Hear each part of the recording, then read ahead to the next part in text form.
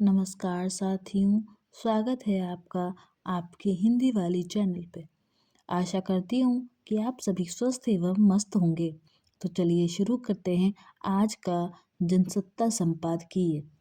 Greenland पर खुलते नए मोर्चे।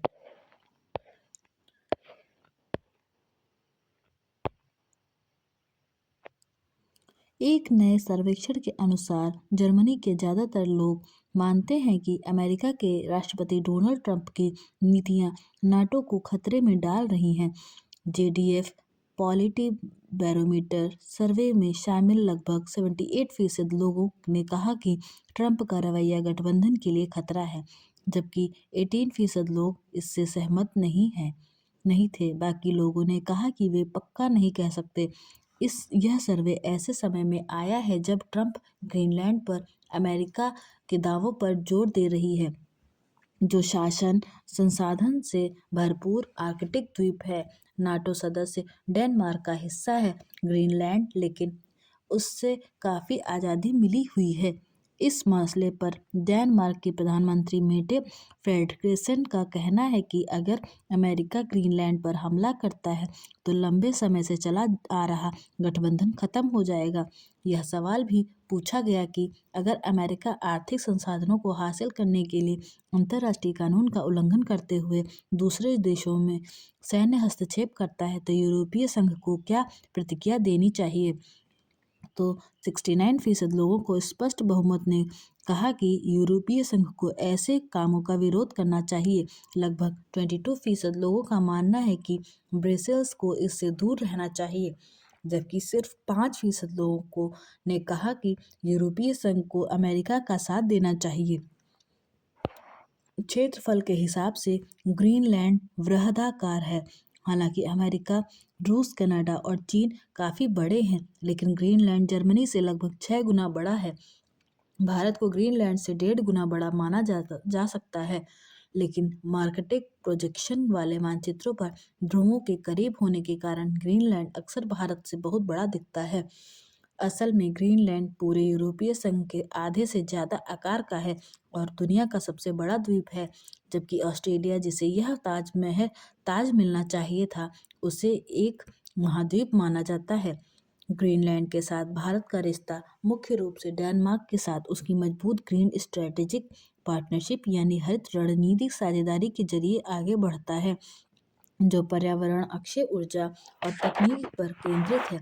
आर्कटिक इलाके में भारत स्थिरता और शांतिपूर्ण बातचीत का समर्थन करता है। सिर्फ 56,000 निवासियों के साथ ग्रीनलैंड धरती पर सबसे कम आबादी वाला इलाका माना गया है, जहां प्रति वर्ग किलोमीटर में लगभग 0.14 लोग रहते हैं। इसकी वजह ग्रीनलैंड की भौगोलिक स्थिति है। इस देश का 80% हिस्सा लगभग 30 लाख साल पहले बनी बर्फ की चादर से ढका हुआ है, जिससे बड़े इलाके रहने लायक नहीं हैं। 65% से ज़्यादा आबादी ग्रीनलैंड की 5 नगरों में रहती है। नूक ग्रीनलैंड की राजधानी है, जहां केवल 19,905 लोग रहते हैं। सिसिम्यूट 5,485, इलुसिलेट 5,087, काकोतुर्क 3,059। नूक ग्रीनलैंड की राजधानी है, वहाँ केवल 19,905 लोग रहते हैं। सिसिम्यूट 5,485, इलुसिलेट 5,087, काकोतुर्क 3,069 और आसियात में केवल 2,992 लोग रहते हैं। भारत के छोटे से छोटे कस्बे में इनसे कई गुना ज़्यादा आबादी मिलेगी। ग्रीनलैंड की रक्षा की जिम्मेदारी डेनमार्क की है। हालांकि ग्रीनलैंड को खरीदने या उस पर हमला करने की हालिया धमकियां अमेरिका के राष्ट्रपति डोनाल्ड ट्रंप के प्रशासन से जुड़ी है, लेकिन यह डैनिश क्षेत्र उससे कहीं ज़्यादा समय से अमेरिकी हितों के लिए महत्वपूर्ण रहा है। तत्कालीन अमेरिका विदेश मंत्री विलियम सेवर्ड ने 1867 में ही ग्रीनलैंड को अपने साथ मिलाने की बात की थी। दूसरे विश्व युद्ध के दौरान अमेरिका ने यह सुनिश्चित करने के लिए ग्रीनलैंड के सामरिक हिस्सों पर कब्जा कर लिया था ताकि यह नाजी जर्मनी के हाथों में न जाए। अमेरिका वर्तमान में उत्तर पश्चिमी ग्रीनलैंड के पेट्रोफिक स्पेस बेस का संचालन करता है, जिसे 1951 में अमेरिका और डेनमार्क द्वारा ग्रीनलैंड रक्षा संधि पर हस्ताक्षर करने के बाद बनाया गया था। साल 2023 में थुले एयर बेस का नाम बदलकर पेट्रोफिक स्पेस बेस कर दिया गया था। चीन ने 2018 में आर्कटिक क्षेत्र के अपनी पकड़ बनाने के प्रयास में खुद को निकट आर्कटिक राज्य घोषित किया। आर्कटिक सर्कल भूमध्य रेखा से उत्तर में लगभग 66.5 डिग्री अक्षांश पर स्थित है, जहां गर्मी के दिनों में 24 घंटे सूरज क्षितिज से नीचे नहीं डूबता और सर्दियों में 24 घंटे उदय नहीं होता। यह रेखा 8 देशों Canada, Denmark, Greenland, Finland, Iceland, Norway, रूस, स्वीडन और अमेरिका अलास्का के हिस्सों से होकर गुजरती है। इसके उत्तर का क्षेत्र आर्कटिक कहलाता है। वर्ष 2025 में डेनमार्क और ग्रीनलैंड के वैज्ञानिक सर्वे में पाया गया कि द्वीप की बर्फ की चादर लगातार 29वें साल भी सिकुड़ गई है। ग्रीनलैंड आइस शीट ने हर साल लगभग 140 बिलियन टन बर्फ खो दी है। आर्कटिक बर्फ का पतला होना इस इलाके में बढ़ती दिलचस्पी का एक और मुख्य कारण माना जाता है, खासकर अमेरिका की। ऐसा लगता है कि यह अंतर्राष्ट्रीय व्यापार के लिए एक उत्तर पश्चिम गलियारा बनाएगा, जिसका मतलब यह हो सकता है कि अमेरिका को ग्रीनलैंड के खनिज संसाधनों तक पहुंच के लिए रूस, चीन और दूसरे देशों के साथ मुकाबला करना पड़ेगा। ग्रीनलैंड में यूरोपीय संघ यूनियन द्वारा जरूरी माने जाने वाले 34 कच्चे माल में से कम 25 मौजूद हैं। हालांकि इस इलाके में काफ़ी मात्रा में लौह तत्व graphite, tungsten, Palladium, vanadium, zinc, सोना, यूरेनियम, तांबा और तेल हैं, लेकिन सीमित बुनियादी ढांचे के कारण इनमें से ज़्यादातर को निकालना मुश्किल है। ग्रीनलैंड के दुर्लभ खनिज सबसे ज़्यादा मांग वाली चीज़ है, जिस पर अमेरिका की गिद्ध दृष्टि लगी है। हाल ही में 8 यूरोपीय देशों ने ग्रीनलैंड में कुछ सैनिक भेजने की हिम्मत की थी, पर ट्रंप द्वारा 10% शुल्क पर दर लगाने की धमकी के बाद गुस्सा और बढ़ा है। ग्रीनलैंड समर्थक यूरोपीय देशों पर नए शुल्क लगाने की ट्रंप की धमकी के जवाब में यूरोपीय संघ अपने सबसे सख्त व्यापार नियम बाजुका पर विचार करने पर मजबूर हो गए हैं। यह कदम अमेरिका सामानों और कंपनियों को यूरोपीय संघ के बाजार में पहुंच से रोक सकता है। हालांकि नाटो में पहले भी अमेरिका का विरोध होता रहा, मगर बाद में सुलह भी हो जाती है। दरअसल अमेरिका में इस साल मध्यावधि चुनाव और घरेलू मोर्चे पर ट्रंप की विफलता ने सारा गड्ढमड कर डाला है। उससे सबका ध्यान बटे। इस वजह से ट्रंप कभी वेनेजुएला तो कभी ईरान, गाजा, यूक्रेन के मुद्दे को पहाड़ की तरह उठा लेते हैं। ग्रीनलैंड भी ऐसे ही अभियान का हिस्सा है, हालांकि इसका विरोध अमेरिका में ही शुरू हो चुका है।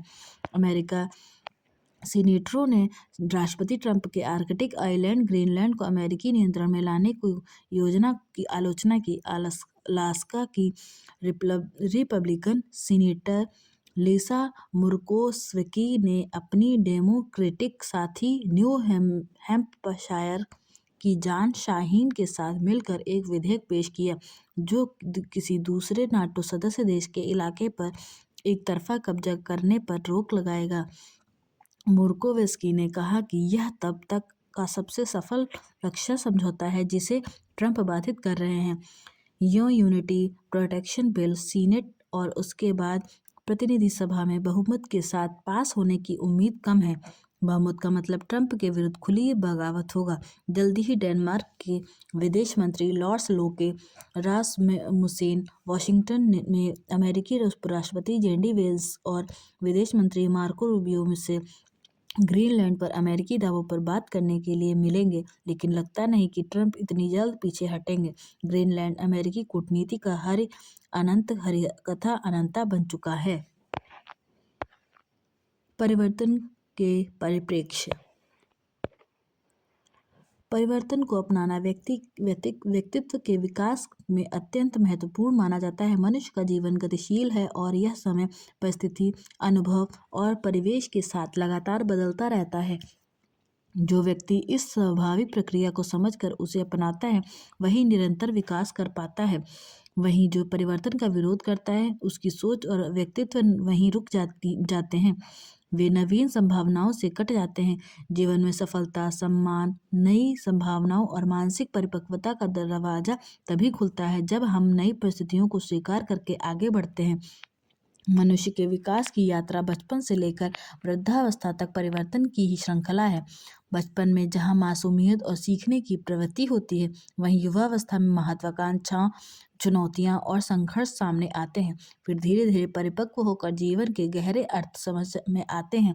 अगर हम इस यात्रा में पुराने अनुभवों को थामे रहते हैं और नई परिस्थितियों को नकारते, तो सीखने और बढ़ने की प्रक्रिया वहीं थम जाती है। इसका अर्थ यह है कि व्यक्तित्व का निर्माण तभी होता है जब हम हर बदलाव को अवसर मानकर उसे आत्मसात करते हैं।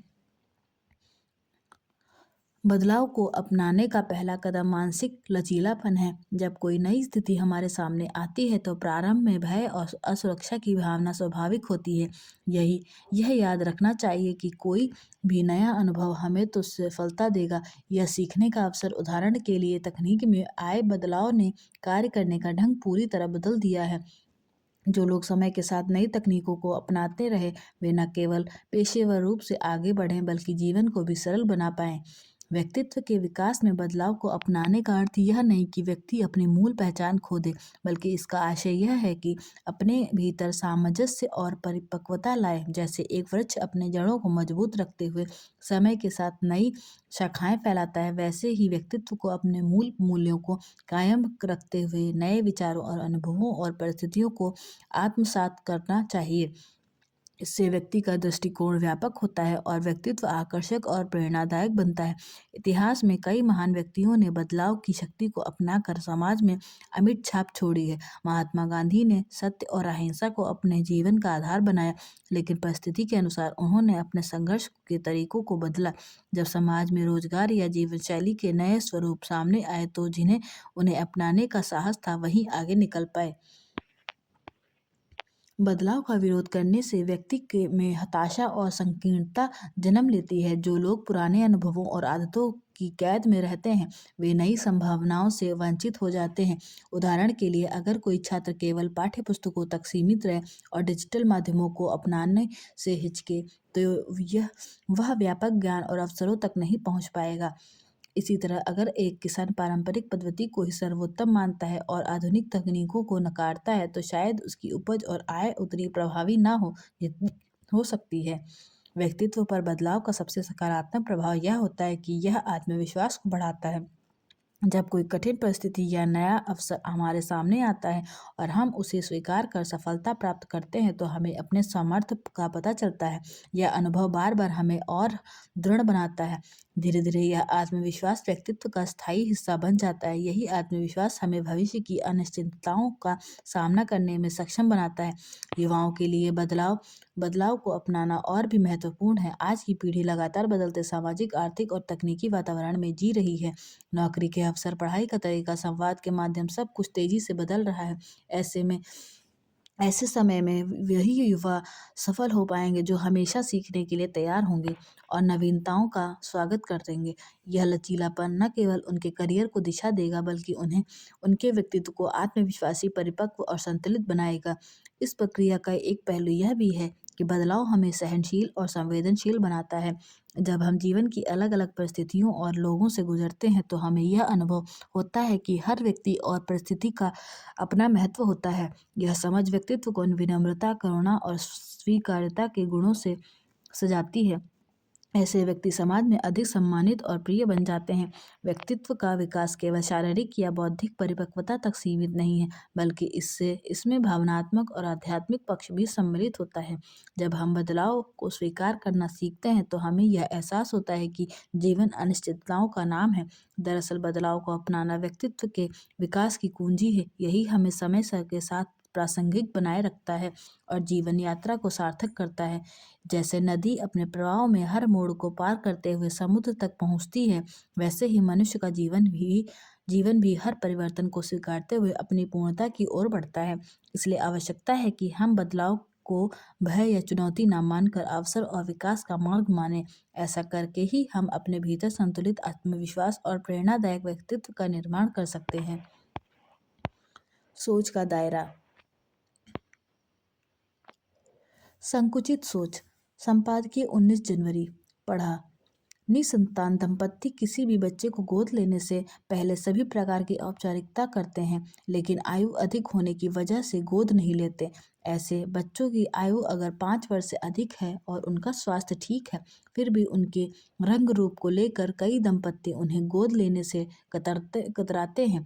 समाज की यह मानसिकता उचित नहीं है। केंद्रीय दत्तक ग्रहण संसाधन प्राधिकरण के आंकड़ों से पता चलता है कि अधिक आयु के बच्चे गोद लेने से वंचित हो जाते हैं, जबकि अधिक आयु के बच्चे समझदार होते हैं। वे अच्छी तरह अपने भविष्य को पहचानना शुरू कर देते हैं, जल्दी ही नए परिवार को अपना मान लेते हैं।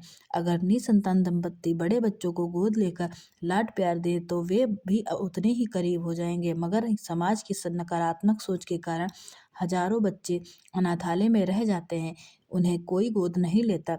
इसलिए जरूरी है कि दंपत्ति उनके रंग रूप तथा आयु पर ध्यान न देकर उनके स्वास्थ्य और भविष्य पर ध्यान दे, तो वे एक नया समाज बना सकते हैं। समाज की सोच बदलने के लिए जागरूकता लाई जानी चाहिए। बदलती दुनिया। वर्ष 2026 का आगाज असामान्य परिस्थितियों में हुआ है। अस्थिरता, अव्यवस्था और अराजकता के साथ विश्व में युद्ध के बादल लगातार मंडरा रहे हैं। समाज से लेकर राष्ट्र और पड़ोसी देशों में अपनापन न जाने कहाँ गुम हो गया। भारत के पड़ोसी देशों की जनता अपनी सरकारों को बिसरा चुकी है। आए दिन वहाँ से हत्या या बलात्कार और शोषण की खबरें निकलती हैं। नाम अलग हैं पर काम लगभग एक जैसा ही। कहीं चरमपंथी तो कहीं क्षेत्रीयता हावी हो रही है, कहीं नवयुवाओं को उकसाया जा रहा है तो कहीं जगह वे व्यवस्था के विरोध में खड़े हो रहे हैं। वहीं ताकतवर देश जिन पर विश्व व्यवस्था और मानवीय आकांक्षाओं के संबल प्रदान करने की जिम्मेदारी है, वे स्वार्थ, भौतिकता और राष्ट्र प्रथम जैसे छोटे लक्ष्यों के लिए अपने ही बनाए गए अंतर्राष्ट्रीय संस्थानों को नकार कर नियमों की अनदेखी कर रहे हैं। वे उन्माद और अशांति को भी बढ़ावा देने में लगे हैं। विश्व के सामने यही बड़ी चुनौती है। कट्टरता की राह। बांग्लादेश में हिंदुओं पर अत्याचार का सिलसिला थमने का नाम नहीं ले रहा है। बीते कई दिनों में बांग्लादेश में कई अल्पसंख्यकों की हत्या कर दी गई। यह दुखद ही है कि बांग्लादेश पाकिस्तान की राह पर चल रहा है और अल्पसंख्यकों पर लगातार अत्याचार कर रहा है। क्या वहाँ की अंतरिम सरकार में थोड़ी सी भी सहृदयता और इंसानियत नहीं बची? आए दिन दहशत के माहौल में लोग कैसे जीवन यापन कर रहे होंगे, यह समझा जा सकता है। दुनिया के अन्य देशों को भी बांग्लादेश में अल्पसंख्यकों पर अत्याचार और हत्याओं का संज्ञान लेना चाहिए। वहाँ की मौजूदा सरकार को आगाह करना चाहिए कि उनके यहाँ चल रही कट्टरता मानवता को कलंकित कर रही है। भारत सरकार को कारगर रणनीति तैयार कर कदम उठाने चाहिए। बांग्लादेश को अल्पसंख्यकों पर अत्याचार रोकना होगा। उसे यह भी सोचना होगा कि भारत के साथ संबंध न बिगड़े, मानवता और इंसानियत का परिचय दे। नया अध्याय। जीत का परचम। संपादकीय 19 जनवरी। पढ़ा। बीएमसी चुनाव में महायुति की जीत से मुंबई की राजनीति में नया अध्याय शुरू हो गया है। 2.5 दशक बाद शिवसेना की परंपरागत सत्ता का टूटना सत्ता विरोधी रुझान और बदले राजनीतिक समीकरणों का संकेत है। भविष्य की राजनीति के लिए अब उसे कहीं अधिक मेहनत करनी होगी। समावेशी राजनीति किए बिना आगे बढ़ना मुश्किल होगा। अब महापौर पद को लेकर महायुति में खींचतान चल रही है। यह होना ही था। शिंदे गुट की अपनी महत्वाकांक्षाएं हैं। देश के सबसे अमीर नगर निगम की नई सत्ता में से अपेक्षा यही है कि वह राजनीतिक प्रतिस्पर्धा से ऊपर उठकर काम करे, कोई उसके काम में दखल न दे। मुंबई के समग्र, पारदर्शी और टिकाऊ विकास को अब प्राथमिकता दे, तभी वह जनता के विश्वास और उसके विकास की सोच पर खरा उतर सकेगी। पारदर्शिता की खातिर निर्वाचन आयोग की ओर से मतदाता सूची के विशेष गहन पुनरीक्षण यानी SIR के संदर्भ में एक सबसे अहम अपेक्षा यह रही है कि इसे पूरी तरह पारदर्शी होना चाहिए। कई तरह के विवादों के बीच विपक्षी दलों की ओर से उठाई गई एक प्रमुख मांग भी यही है। इस मामले में पर निर्वाचन आयोग की यही दलील रही है कि मतदाता सूची के विशेष गहन पुनरीक्षण का उद्देश्य अपात्र लोगों को बाहर करना है। इसमें स्थान बदलने वाले लोगों से लेकर वैसे लोग भी शामिल होंगे जिनकी मौत हो चुकी है। इस घोषित मकसद से किसी को आपत्ति नहीं होगी, लेकिन अलग अलग राज्यों में मतदाता सूची से जितनी बड़ी तादाद में लोगों के नाम बाहर होने की खबरें आई हैं, उसे लेकर कई सवाल उठे हैं। इसकी जड़ में मुख्य कारण इस समूची प्रक्रिया में अपेक्षित पारदर्शिता सुनिश्चित नहीं किया जाना हो सकता है, और इसलिए आम नागरिकों के बीच तमाम आशंकाएं उभरी। अगर SIR की प्रक्रिया को शुरू से आखिर तक पूरी तरह पारदर्शी बनाने की व्यवस्था की जाती तो संभवतः अनावश्यक विवाद नहीं खड़े होते।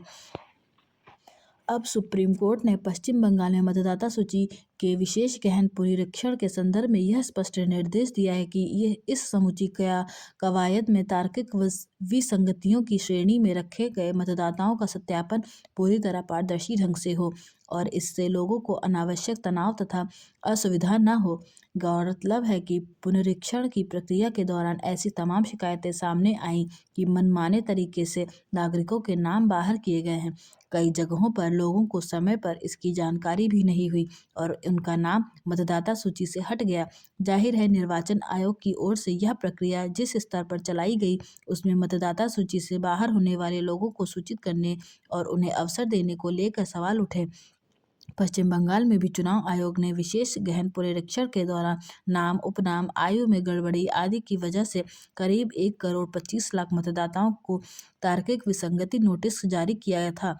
इस संदर्भ में शीर्ष अदालत ने आयोग को निर्देश दिया कि वह किसी भी तरह की गड़बड़ी वाली मतदाता सूची को ग्राम पंचायत भवन, प्रखंड कार्यालय और वार्ड कार्यालय में सार्वजनिक तौर पर लगाए ताकि लोगों को पता चल सके। सवाल है कि मतदाता सूची के विशेष गहन पुनरीक्षण को पूरी तरह पारदर्शी बनाने का जो काम निर्वाचन आयोग को अपनी प्रक्रिया में प्राथमिक स्तर पर खुद ही अनिवार्य रूप से शामिल करना चाहिए था, उसके बारे में सुप्रीम कोर्ट को निर्देश देने की जरूरत क्यों पड़ रही है। तार्किक विसंगति के दायरे में आए सभी नामों को सार्वजनिक करने के अलावा मतदाता सूची के नाम होने के लिए जरूरी दस्तावेजों में आधार कार्ड शामिल करने को लेकर भी सुप्रीम कोर्ट ने निर्देश दिया था। सच यह है कि बिहार सहित देश के जिन राज्यों में मतदाता सूची को दुरुस्त करने की प्रक्रिया संचालित की गई, वहां सबसे अहम सवाल पारदर्शिता को लेकर ही उठे। इससे किसी को भी असहमति नहीं होगी कि चुनाव प्रक्रिया में कोई भी अवैध रूप से हिस्सा न ले और सिर्फ पात्र लोगों को ही मतदान का अधिकार मिले, मगर यह सुनिश्चित करने की जरूरत है कि सभी पात्र लोगों को खुद ही को सही साबित करने के लिए जरूरी अवसर और सुविधा मिले ताकि वह मतदान के लोकतांत्रिक अधिकार से वंचित ना हो। आपराधिक कुंठा। उत्तर प्रदेश के ग्रेटर नोएडा में एक बच्ची को घरेलू सहायिका बनाकर रखने तथा उसके साथ मारपीट एवं क्रूरतापूर्ण व्यवहार करने की घटना न केवल मानवीय संवेदनाओं को झकझोर देने वाली है, बल्कि यह समाज में कुछ लोगों को कुंठित और विकृत मानसिकता को भी उजागर करती है। हैरत की बात है कि यह सब सुरक्षा का जिम्मा संभालने CRPF यानी केंद्रीय रिजर्व पुलिस बल की रिहाइश परिसर में हुआ। आरोपी इस बल का कर्मी है और पुलिस ने उसे और उसकी पत्नी को गिरफ्तार कर लिया। कहा जा रहा है कि आरोपी ने घरेलू काम के लिए इस बच्ची को अपने आवास पर रखने की आधिकारिक अनुमति नहीं ली थी। ऐसे में सवाल है कि इस मामले में कार्रवाई करने में इतनी देरी क्यों हुई। क्या आसपास रहने वाले दूसरे कर्मियों को इस बात की जानकारी नहीं थी कि उनका कोई सहयोगी एक बच्ची से घर का काम करवाता है और उसके साथ मारपीट करता है। गौरतलब है कि ग्रेटर नोएडा ने CRPF परिसर में इस घटना का पता तब चला जब आरोपी जवान ने अपने आवास पर काम के लिए रखी 10 वर्ष की बच्ची को गंभीर हालत में अस्पताल में भर्ती कराया। चिकित्सीय जांच में पर बच्ची के शरीर पर कई जख्म पाए गए और उसमें खून की मात्रा भी बहुत कम पाई गई। पूछताछ में पता चला कि आरोपी और उसकी पत्नी इस बच्ची से अक्सर मारपीट करते थे और कई बार भोजन भी नहीं देते थे। यह जानते हुए कि बाल श्रम करना अपराध है, इसके बावजूद एक बच्ची को घर पर काम के लिए रखना और उसके साथ मारपीट करना, यह किस तरह की मानसिकता को दर्शाता है। क्या कुछ लोगों के भीतर कानून का खौफ इस कदर खत्म हो गया है। हालांकि CRPF ने विभागीय कार्रवाई के तहत आरोपी जवान को निलंबित कर दिया है, लेकिन पीड़ित बच्ची ने जो यातना झेली है उसकी भरपाई कैसे संभव हो पाएगी? इस सवाल पर भी गंभीरता से विचार करने की जरूरत है कि अगर सुरक्षा बल का कोई जवान भी गैर कानूनी और संवेदनहीन कृत्य में संलिप्त हो तो आम आदमी खुद को कैसे सुरक्षित महसूस करेगा। आशा करती हूँ कि आपको यह वीडियो पसंद आया होगा। ऐसी वीडियो सुनने के लिए हमारे चैनल को लाइक, शेयर एंड सब्सक्राइब जरूर करें। धन्यवाद।